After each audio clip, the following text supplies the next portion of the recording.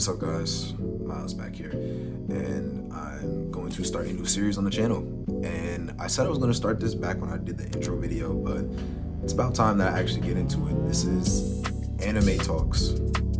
Yes, and as you saw from the title of the video, the first one I'm going to be doing is based off the Infinity Castle movie from Demon Slayer that dropped September 12th in the US, and I think it was like August 8th in Japan. Now, warning, first off, spoilers are ahead. I will be going over 4 main points directly: Shinobu versus Doma, Zenitsu versus Kaigaku, and then Gyu and Tanjiro versus Akaza. And the 4th point will be Akaza's backstory, because that low-key gets its own segment. Now, this might be a long video, so bear with me. If you enjoyed, like, comment, subscribe down below. Tell me what you want to see next. I was thinking about doing something on the Chainsaw Man movie, since I did also see that recently. But for right now, I'm going to go through the Infinity Castle for Demon Slayer, okay? Now, the movies are separated. Ufotable said that the movies and like the finale of the series are going to be separated into 3 parts. The Infinity Castle that we got this year, I think 2027 is when the next one's going to come out, and then 2029 I believe is going to be the final movie. Now, if you aren't aware, this is where spoilers are going to start, so like watch at your own risk. But if you aren't aware, Demon Slayer at the point we're at now, we have 2 arcs left: the Infinity Castle and then the last arc of the series, the Sunrise Countdown. There's also a little segment at the end of the manga where they show like future generations of the characters, but I don't know if that's going to get its own movie. I don't think it's going to get its own movie. It might get a couple of episodes that they might drop a bonus season, or it might just get a shout out at the end of the final part of the Infinity Castle, right? But it's really the Infinity Castle and Sunrise Countdown. Now, the Infinity Castle movie, it starts out literally right after we get off. We get a little flashback and then we go straight into the movie. But after that, we also get on top of a flashback, it ends around right after Gyu and Tanjiro pack Akaza, which that's 2.5 hours long. But manga speaking, judging by how long these chapters went down in the manga, we're like, I would say, halfway through the castle right now. I don't even know if I would say that, because of everything that's going on, there's a lot that takes place after Gyu and Tanjiro pack Akaza. We still gotta get, yes, manga spoilers. So I'm gonna keep bringing that up, because this is really just, this is 2 years in advance. But we have to get Kanao and Inosuke versus Doma. We have to get Morichiro, Gyomei, Sanemi, and Genya versus Kokushibo, which that fight alone not only is going to take a while, because it took a little bit in the manga, but we also get a huge flashback in that fight to Kokushibo's backstory and get into Yoriichi, which is my guy right there. But there is a lot to cover, so I don't know how they're going to cut that up. But then on top of that, after those 2 major fights, we still have to get through Obanai and Mitsuri versus Nakime, which that could very well be the next movie, another 2.5, 3 hour movie. Ufotable cooked, because they gave us a lot of time to work with. But there's still a lot to have to cover in the castle. And then after that, Muzan gets out and starts putting bodies on the court. So it's like, now we really have to get ready to get moving with how it's going to work and everything like that. After that, they fight for a little bit, and then Yushiro, noticing at the death of Tamayo, controls Nakime and gets everybody out the castle, which leads into what I'm guessing the final movie is going to be, the Sunrise Countdown. Now, that is probably going to be the last movie, or at least the first like 30 minutes of the movie might be them getting out the castle. Because honestly, Obanai and Mitsuri versus Nakime is not a long fight at all. It was like, maybe, I'm giving it grace if I say it was a chapter in the manga. Like it was like a couple of pages out the chapter. Not really much happened. But when you get on to Sunrise Countdown, that's the final battle, and I'm already knowing. But for the sake of it, I'm just gonna go over what happened in this movie, which, like I said, Shinobu versus Doma, Zenitsu versus Kaigaku, and Giyu and Tanjiro versus Akaza. Now, moving on, Shinobu versus Doma. There's like, I was watching this with my friend, first time I seen it, and I also seen it in theaters. When I saw Shinobu say, "I smell blood," I seen her fighting Doma in the trailer, so I already knew it was to come. But when I saw her land in the room and Doma looked up and it was Upper Moon 2, I knew what it was, bro. The official, I'm not going to go into depth with the official Hashira rankings in strength, but Shinobu is the weakest. Her poison makes up for that. Y'all saw it in the movie. For those who watched the movie, and for those who didn't, the poison didn't work on Doma. And Doma already knew that the poison was on its way because they exchanged information from when she packed that one girl on Rui's Mountain back in the Mount Natsugumo arc. I already knew what it was, bro. And I read it in the manga, knew what it was, and was already flinching knowing that she was going to die. But she put up a fight. The anime, the movie, it like put up it showed you way better that she put up she put up a genuine fight. Like, it genuinely it was still one-sided, but for what she did the most of what she could. She really doused him. And no spoilers, but, well, no, actually, I said spoilers warning, so at this point, but, whatchamacallit, later on in the movies, you'll see she actually they say that Shinobu had, like, probably the most contribution to the Infinity Castle arc, and you'll see why. But that fight was amazing. Animation was on point. Everything was spot on. And we find out at the start of the fight that Shinobu's sister, Kane, she was the one killed by Doma. So actually, it was like, all right, she has something to fight for. But knowing Shinobu skip, this is like one of the weakest Hashira versus the second strongest Upper Moon. It sucked seeing it, because there was a time in the fight where her spirit's starting to get broken, and it was like, you know what, Shinobu, get up, you can do this. And that just broke my heart, because it was like, damn, she's gonna still put up a last stand, and it's not gonna work. It sucked to see it. But like I said, she put up a very good fight. Her poison ultimately didn't work, but for what it was, I knew she was the fastest, but putting it in scale in the thing, like, you see her charging Doma in her final stand, and the ground is breaking. That should let you know all about, like, oh yeah, the speed wasn't for show. It's definitely up there.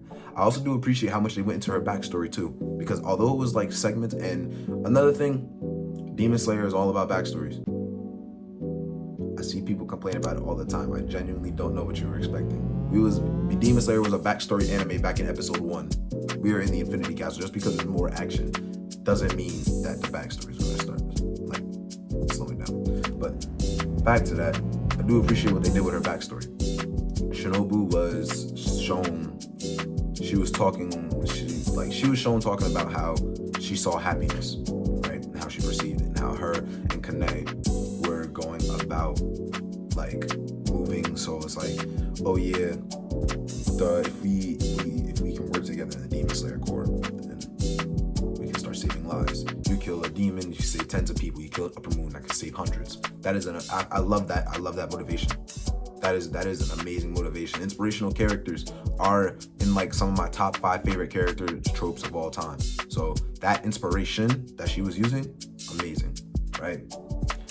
As for Doma, there's not really much to say. I'm a professional. I'm not gonna say I'm a Doma hater, because same thing with this, the Mahito syndrome. They are amazing for what they are as a villain. Oh my goodness, he was annoying. And she's trying her hardest. He taking this as a game. I was like, all right, I see how we're moving off this. All right. But it was still an amazing fight nonetheless. It sucked, bro. I'm not gonna lie. I did shed tears when I seen Shinobu die. That broke my heart. But she put up what she could, and the screen, when Kanao came in, the scream that Kanao let out also fueled the tears because that was from the soul. And you know Kanao from the movies, she ain't built to be, not the movies, from the anime, she ain't built to be like expressing herself like that. It's only recently that she got into doing that. So going from I'm not talking to you because my coin said no Kanao to screaming because her master died, W character development. But there's not really too much to say on Shinobu vs. Doma, honestly. The other two fights, that Zenitsu's fight and Tanjiro and Gyu's fight, they had more to talk about, which I think that's why Ufotable put them in that order, because Shinobu vs. Doma was like 20-30 minutes, right? Zenitsu versus Kaigaku was like 40 minutes.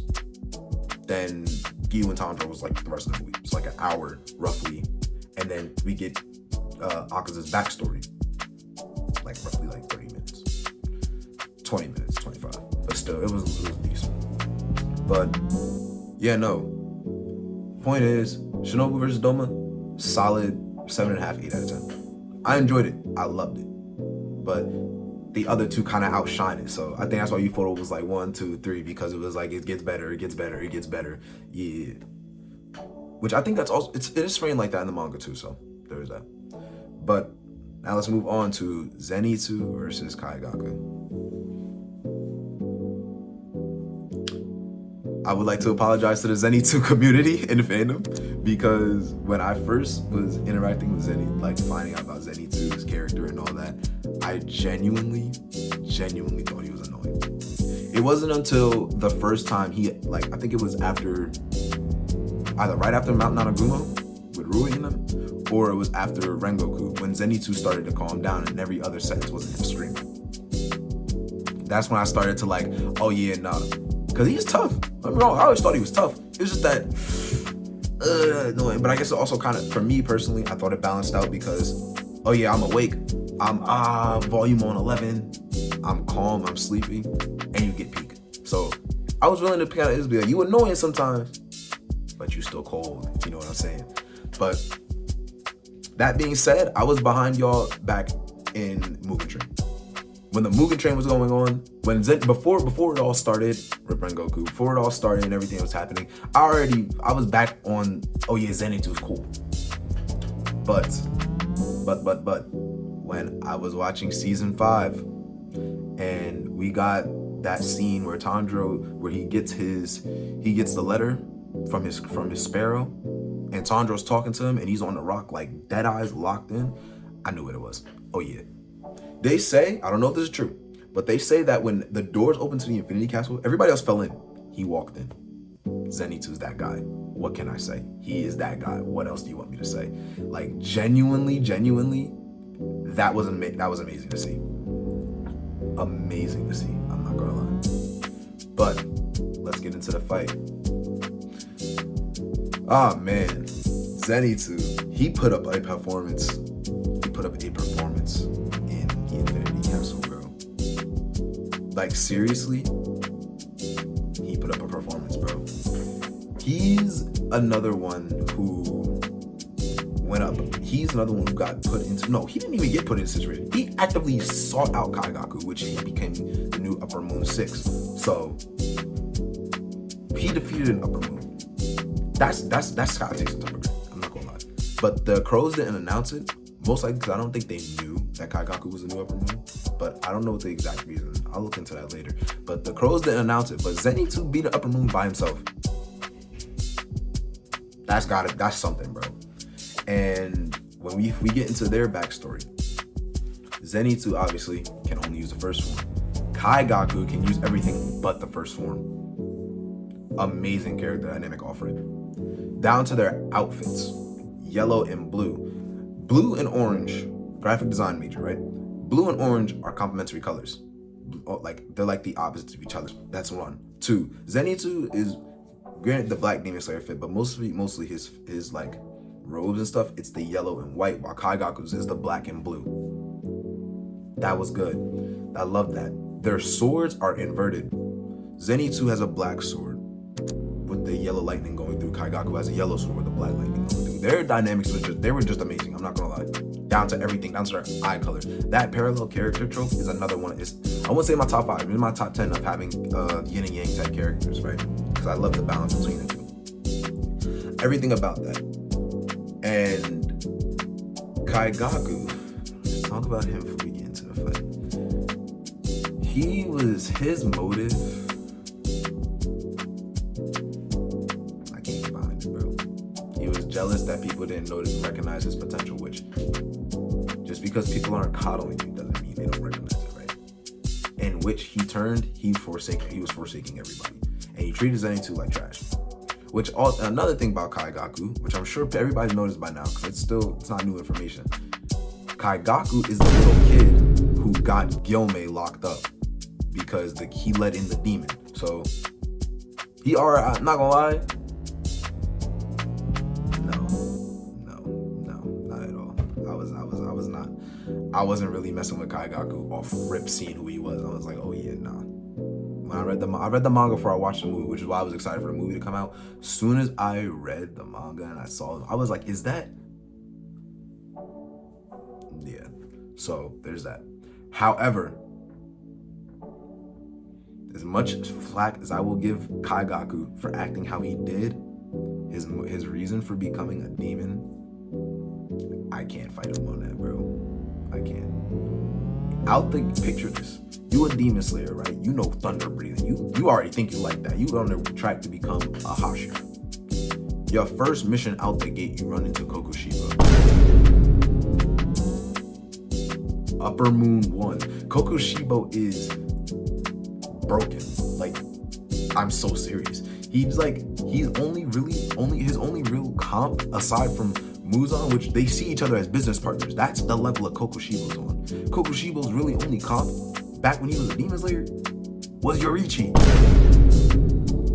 Come on, bro. Come on. Yoriichi would obviously beat him in a fight, but if the only person at the time who could beat you in a fight is Yoriichi and the Demon King himself, what do I look like as a rookie demon slayer going up against that? So, I'll give you that, Kaigaku. I'll give you that. I'm not gonna sit here and pretend like I would want to be cut dead, because Kokushibo, he one of them once. There's no way for me to put it. But nah. It's like, I can't blame him for becoming a demon. Out the gate, I'm fighting one of the strongest demons of all time. Hell no. So he got it. I will say reasonable. But let's get into that fight, bro. Zenitsu versus Kaigaku was genuinely just straight impressive.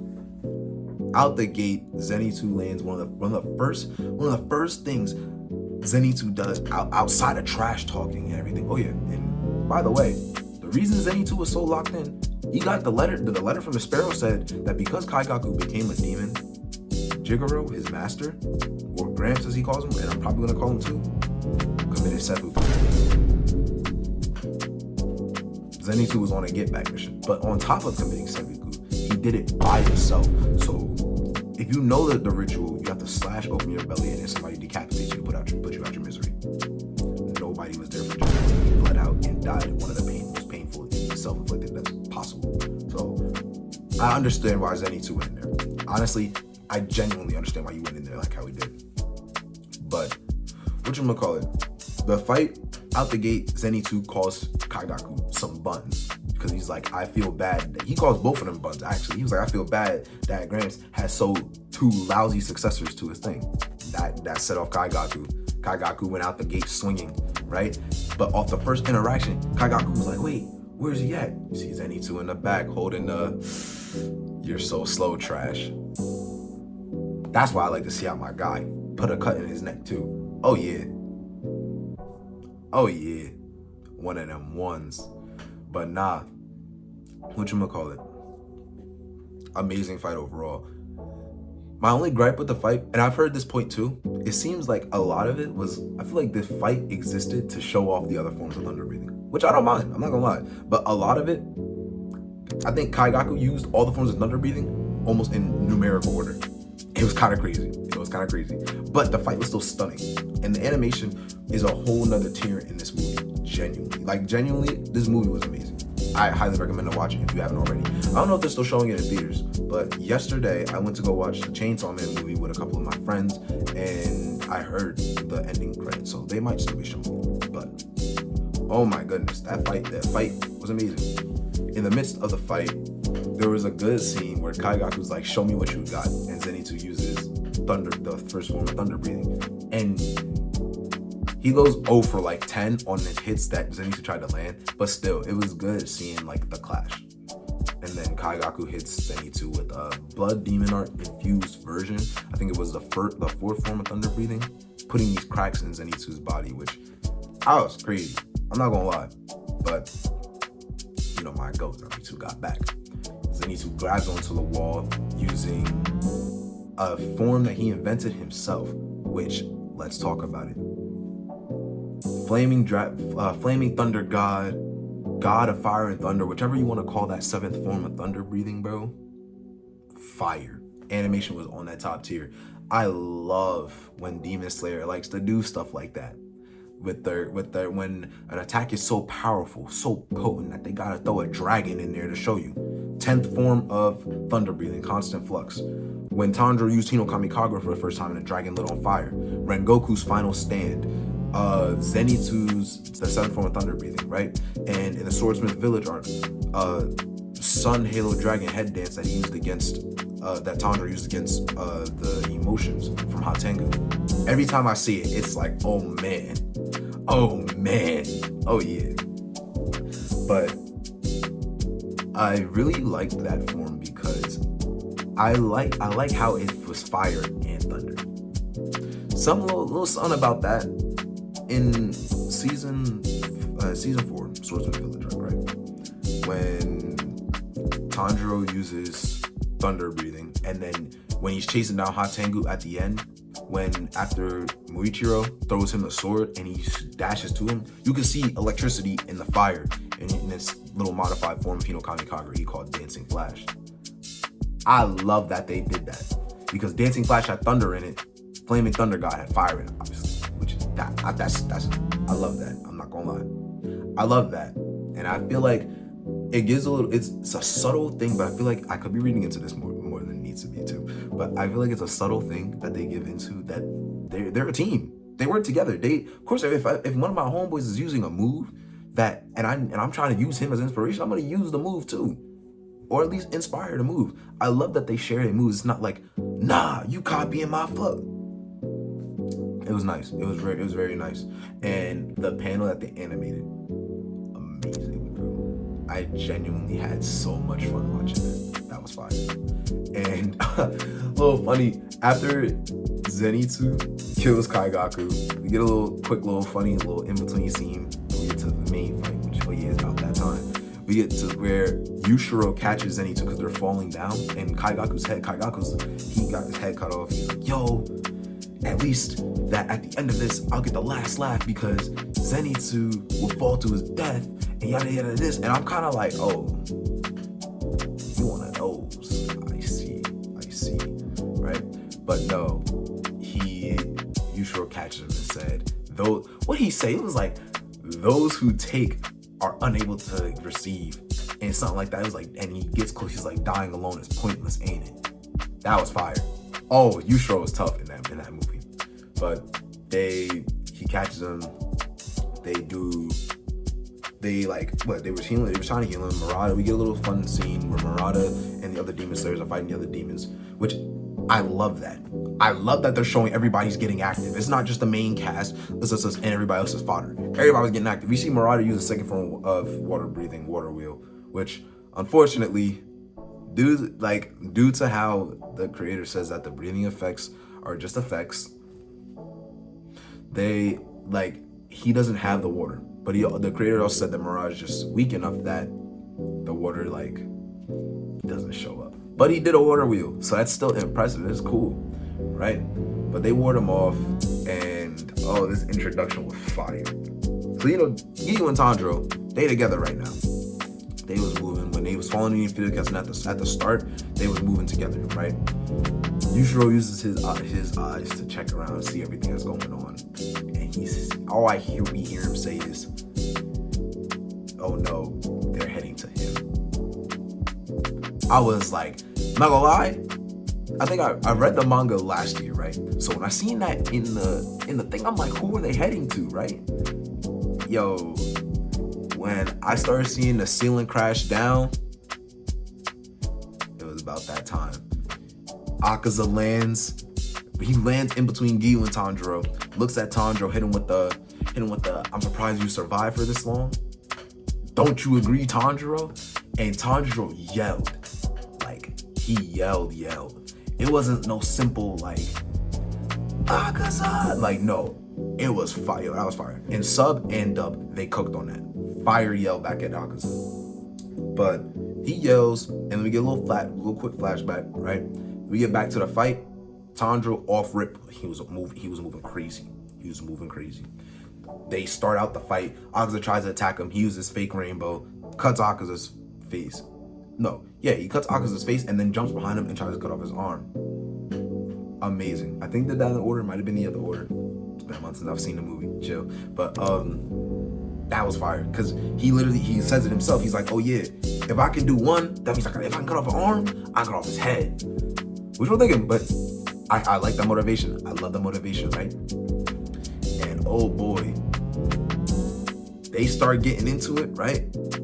And when I always love when Akaza throws out destructive death compass needle, that's gotta be one of my favorite anime scenes of all time. The stance into the snowflake appearing on the ground, which from when we saw this movie and even when he was fighting Rengoku a couple years back, the animation is still so amazing. The movie starting up. Oh yeah. And then the music, the music in its own was something different. Ufotable was an on one. But they get started, they square up, Giyu jump in.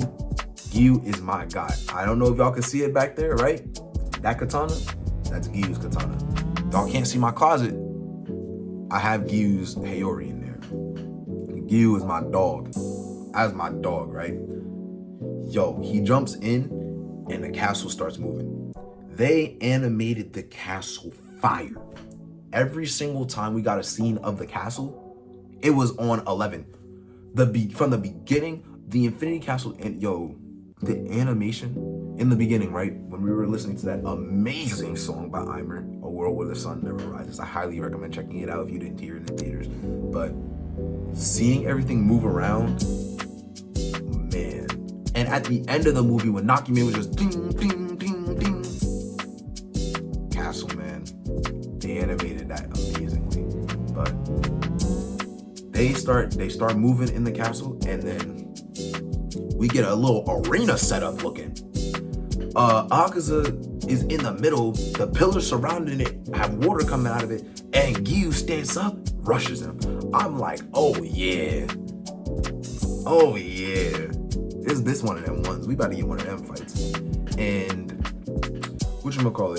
they get into the boxing, right? And same thing with, I'd say Tengen and Uzui. Tengen and Tanjiro versus Gyutaro. The Hashira are putting up more of a fight against Upper Moon Tanjiro in the back analyzing. But that's what Tanjiro kind of do.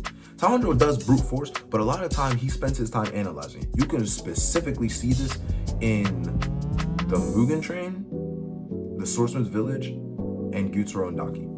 You can see always taking time to analyze what's going on. He searches his own memories to see if he missed something, because his dad was that guy. But nah, I love that Tanjiro actually takes the time to figure out the situation so that he can get ready to put BTA. But nah, so we get that, and Giyu is putting up a fight. He's putting up an amazing fight against Akaza. Amazing fight. And they're going back and forth, throwing out some moves. I love that Giyu's using Dead Calm a lot in this fight. He uses it like twice, but still. Up until then, the only time we seen Dead Calm was in season 1 when he put belt on Rui. But Dead Calm is one of my favorite moves in Demon Slayer of all time. It's up there. It's definitely in my top 10. But they fight for some. Akaza hits him with leg type, sends him flying, right? Alright, word. Now we in the little Tanjiro versus Akaza ISO. It's a fight. But Akaza starts running it with Tanjiro. and Tanjiro takes a step back, and they start talking about their morals. Akaza gets a little flashback, and it's another thing that Akaza, he does say that he's respecting Rengoku, and Tanjiro is right. Even though you're saying you're respecting him, you're still talking down to Rengoku. Akaza, I can see why he's saying he respects him, because almost everything that Rengoku said regarding Tanjiro, Akaza brought back up to Tanjiro here, proud.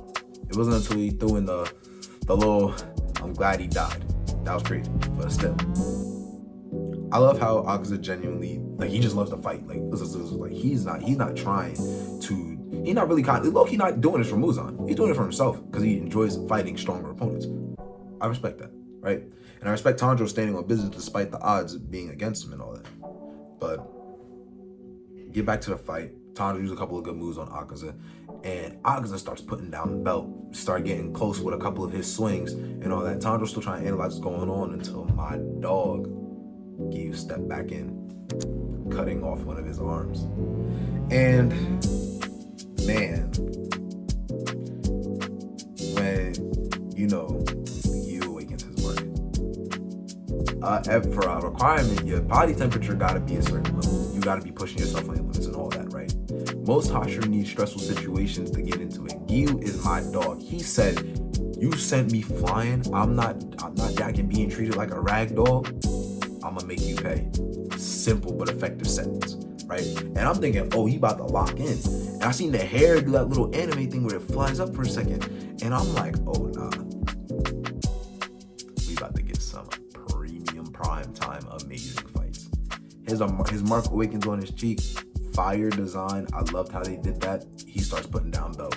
Literally, that was probably that right there. Oh yeah.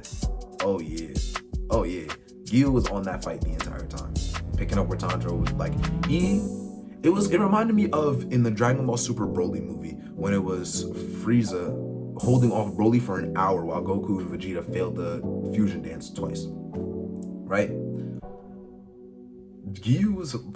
While Giyu's sitting here fighting for his life, Tanjiro's figuring out the strategy. Giyu put up such an amazing fight, right? He put up such an amazing fight. And we get a little snippet of, like Tanjiro trying to figure out what's going on. And it was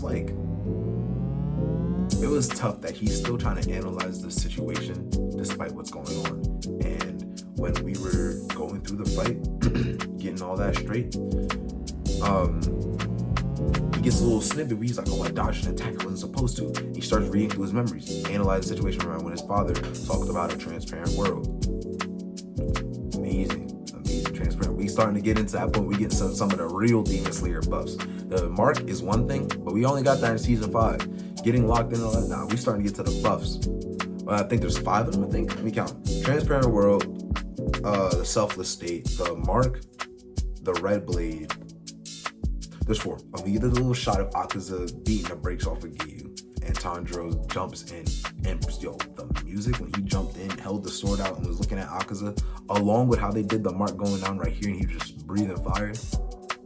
I knew it was fire. Oh yeah, I knew it was amazing. I knew he was getting amazing stuff off rip. But back to the fight, they start throwing him, and we get the understanding that Akaza's ability, his blood demon art, is to detect fighting spirit. Yeah, that sounds about right. That also puts into perspective that for everybody who was calling Rengoku trash, Rengoku was not trash. He was just put in an amazing, like a terrible matchup. An amazingly terrible matchup. Like, genuinely, there was, aside from obviously like Doma or Kokushibo, because either Doma's ice versus his fire, and on top of that, they're just stronger than Akaza. That's probably one of the worst anime mismatches I've ever seen in my life. Insane, bro. Insane. Because Rengoku was all fighting spirit. We seen at his final stand, his fighting spirit came into fruition with Rengoku, but you didn't stand a chance, bro. And Rengoku was my guy. But, oh yeah.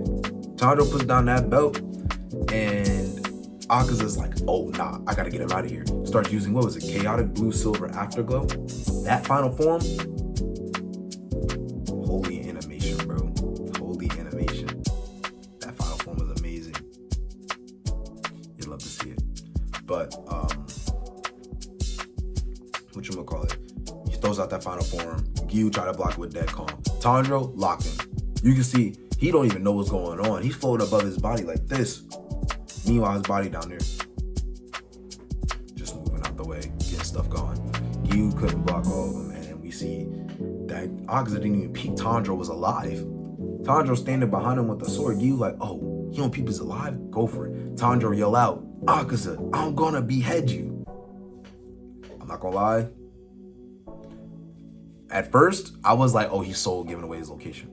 But then he dispatched Akaza ASAP. Right after that, they went hit for a couple seconds, and Akaza's like, bro, I can't even sense what he's doing. I gotta think he's on his way to attacking before he could even think. Tanjiro above him, setting Sun Transformation. Amazing. Another reason he did that, which I saw too, Akaza's low-key about honor. So if Tanjiro would have snuck him and decapitated him, it'd have been raps. Because Akaza would have been like, hell no. Because as you know, he decapitated him and he started growing back his head. Akaza wouldn't have even flinched. He would have got back his head and killed both of them had Tanjiro not yelled out. Because that's just sportsmanship. That's honor. Tanjiro wasn't about to like backdoor him like that. And although there really isn't, you shouldn't be worried about sportsmanship. I feel like because he did, he got the day done. But yeah, no, we get the head off, and then we get into the backstory. Man, oh man, Akaza has one of the most valid crash outs I've ever seen in my life. The boy's dad was sick, was fighting all about that.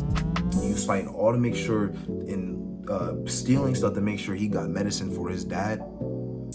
Come to find out, because he was stealing and all that, he would get put in jail a lot and get released after like getting beaten, right?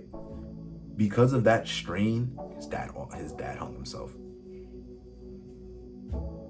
I'd be mad too. He went on a whole spree of people who was treating him wrong and all that. I'd be mad too. We all would be mad. Anybody who watching this video got a loved one that they care about. If something were to befall them, you'll probably get down and pow, put belt down too. Right? I know I love my family. Let me find out that somebody's harming my family. I'd be on there to make sure that they straight too.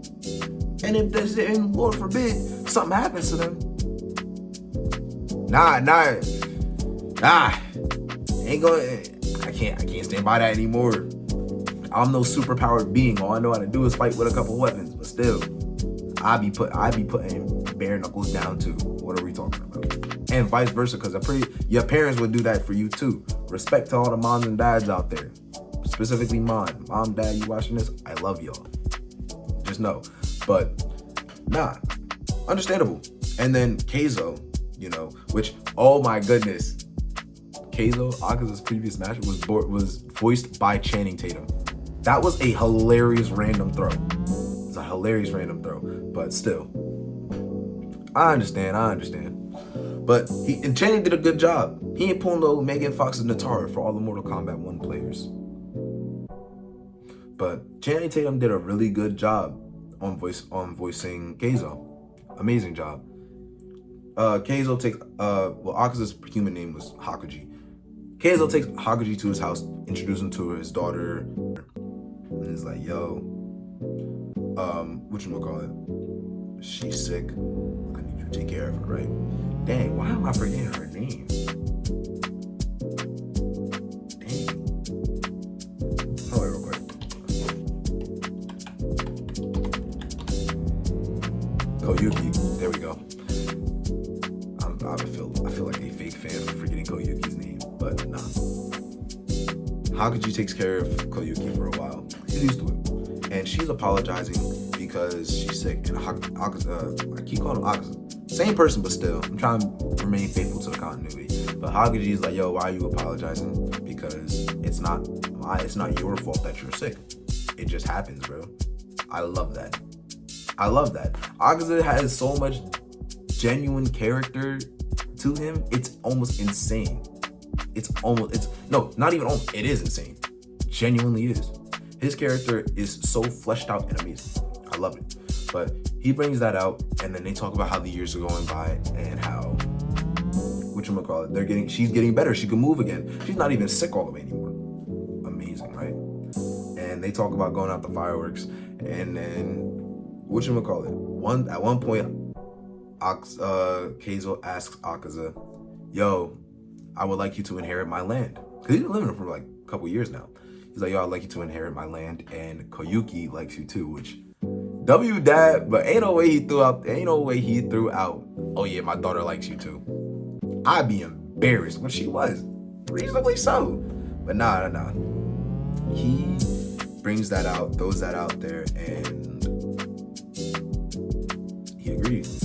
Akaza then goes back to where his father was buried to go clean off his grave, and he comes back and he said, "I never would imagine the people I care for the most having a death like this, so I had to already brace myself."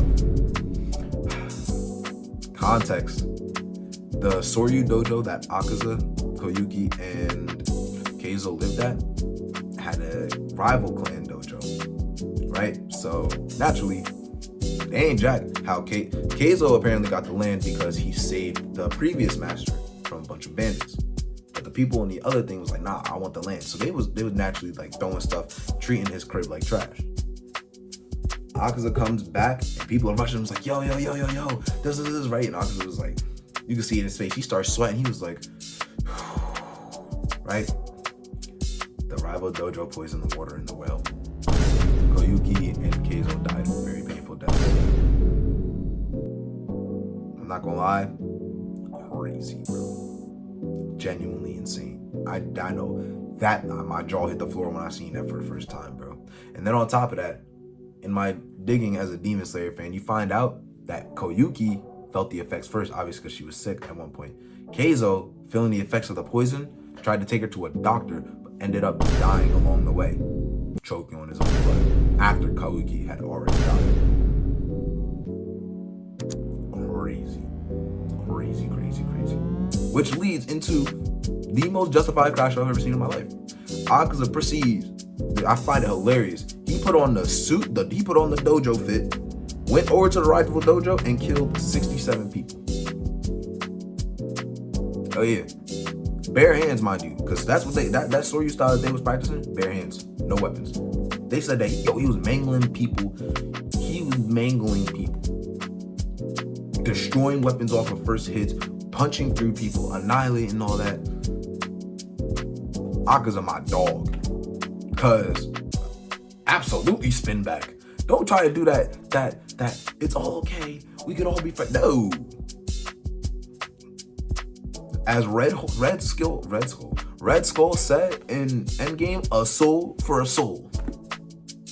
And those two meant the world to him. So pack up the old dojo. I respect it.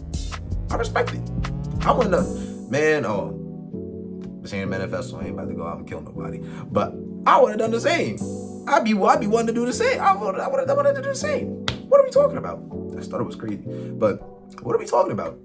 You gonna kill my fiance and my second father figure. Best believe I'm spinning back. Bing, bang, bop. It was that simple. On Akaza moving out, he runs into Muzan. Man, I got so much words for Muzan. Muzan might genuinely be like, and I didn't realize this until I genuinely started thinking about the anime and the manga.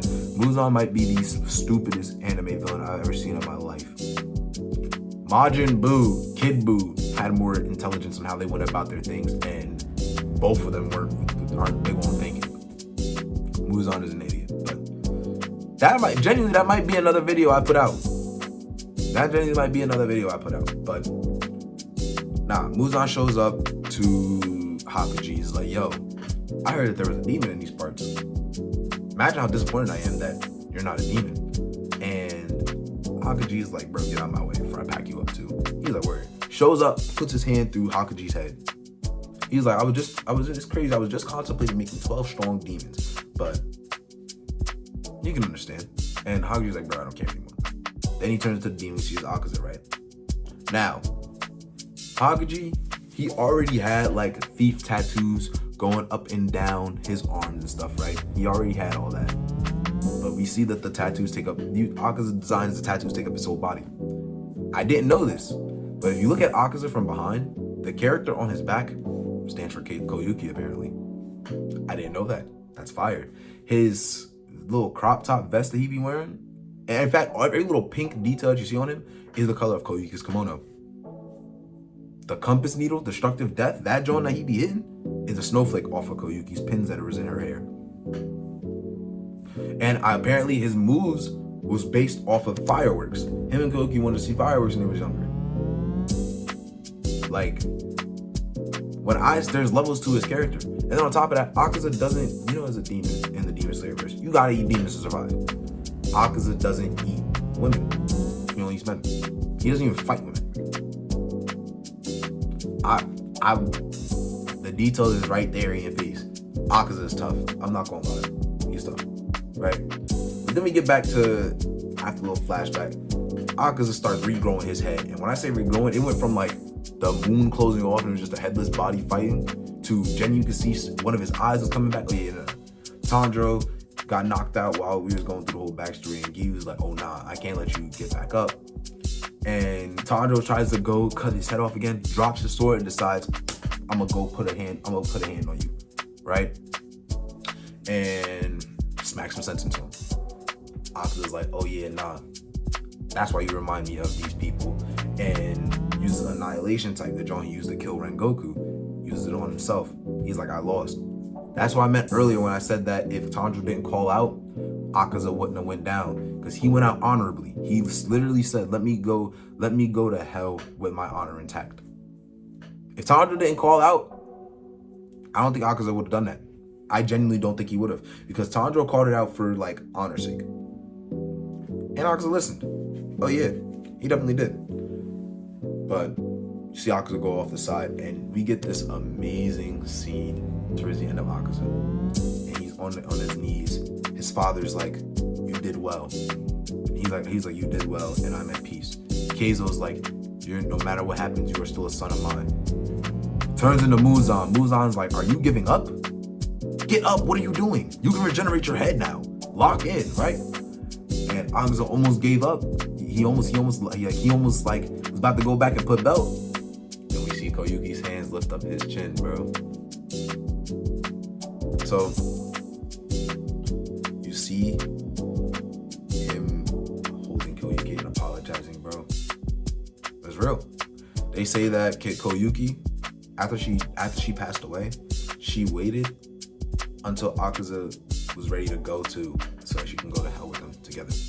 Akaza may not be my favorite character, because I still got Gyutaro. Gyutaro is my dog. Gyutaro is my guy. That's my favorite demon of all time. Akaza's second. Akaza's up there. And I went from not really caring about Akaza to going up. I respected him before because he was still throwing hands. Man, Akaza was tough. I'm not gonna lie. But yeah, we wrapped up the movie, going over the other characters. Doma and Kanao squaring off against each other. Kokushibo getting mad that Akaza gave up, because you remember in season 4, first episode, Akaza was like, I understand that I'm gonna kill you. So yeah, there's that. And then we get Muzan talking at the end, but ain't nobody care about what he's saying, bro. He bring all the Demon Slayers to the Infinity Castle on something. I'm gonna throw an all-out war to run in with all of you. Spent the entire time staying in the bubble, bro. Muzan some cheeks. I can't, like, the best part about Muzan is the fact that he always has his fit on. That's literally the only part I can give him. Muzan is some cheeks. And I argue anybody down. Muzan some cheeks. But nah. So, movie, that Zenny, I don't think I rated Zenitsu versus Kaigaku, but I will give that fight a 9 out of 10. Especially since at the end of that fight, we get the little scene of Zenitsu talking to Jigoro in the afterlife. And Jigoro saying that Zenitsu is his pride and joy made me cry. Shinobu, I dropped tears. Zenitsu versus Zenitsu talking to Jigoro made I was flooded. It was bad. You are my pride and joy. It was fire. In the dub, he says, you are my pride and joy. In sub, he says, you are my pride. Equally fire. Equally fire. equally fire, bro. Equally fire. That fight get a 9 out of 10. Gyu and Akaza, Gyu and Tanjiro versus Akaza, 10. Easy. The backstory, I give it a 9, but still, 9.5. I loved how it was a lot. Like I said, Demon Slayer is a flashback anime. I don't understand why people don't get that. Nah, that flashback was amazing. Gave you all the necessary information. And it wasn't like it was filler in a flashback. You genuinely was getting back. Every part of that flashback contributed to why Akaza is how he is now. Effective. Amazing. What else do you want me to say, bro? That was amazing. But overall, the movie, I give that movie was easily 10. What? Easy 10. I watched Superman and Fantastic Four before that. Fantastic Four was a 7 out of 10. Superman, I would say, was an 8. Demon Slayer is an easy 10. Demon Slayer was an easy 10. That movie was amazing. This movie was amazing. I'm looking on a movie run this year because Superman, Fantastic Four, Demon Slayer. I watched Tron Ares, which that's going to be a video. I'm not even going to say it might be. I love Tron. Tron is one of my favorite series of all time. That is going to be a video, and I'll talk about Tron Legacy, and Tron Ares. I'll even rewatch some of them so I have information up to date. Oh yeah, that's fun. That might be a new thing on the channel too. I might do movie talks, but Tron Ares, and then I also watched Chainsaw Man movie, the Reese arc. I watched that. I read the manga Chainsaw Man. Man, oh man, that is a manga, all right. It's good. No, I enjoy it. It's just, it'll make you question what is Chainsaw Man even about, to say the least, bro. Man, oh man, but that movie was still amazing too. But Demon Slayer, I can still say Demon Slayer might be the best one out of all of those. Definitely was. Highly recommend giving it a watch. It's 2.5 hours. And you might be thinking, yo, I don't even watch Demon Slayer. That's right. But my friend that I watched it the first time with, we watched it on a watchable anime website. Yep. Have mercy on me. But we watched it on there. He never watched any Demon Slayer. So he's seen clips, but he didn't watch it at all. The movie, he still got everything from that. So you can watch it off of it. You can. And I don't know if it's going to be in theaters for a limited amount of time, so there's that. But, highly recommend watching if you don't mind sitting down and watching it through for all the characters. It is 2.5 hours long. So if you got it like that, you got it like that.